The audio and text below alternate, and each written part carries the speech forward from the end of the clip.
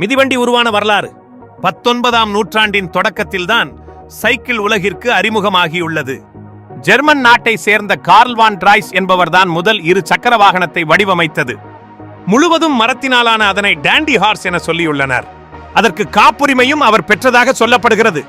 தொடர்ந்து அடுத்தடுத்த ஆண்டுகளில் வடிவமைப்பில் மாற்றம் பெற்ற சைக்கிளில் இறுதியாக பெடல் பொருத்தப்பட்டுள்ளது.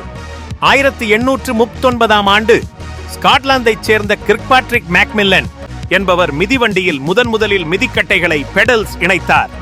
இன்றைய நவீன சைக்கிளின் தந்தை என்று அழைக்கப்படும் இங்கிலாந்தைச் சேர்ந்த ஜான் கெம்ப் ஸ்டேர்லி என்பவர் 1885ஆம் ஆண்டு புதிய சைக்கிள் ஒன்றை வடிவமைத்து வெளியிட்டார்.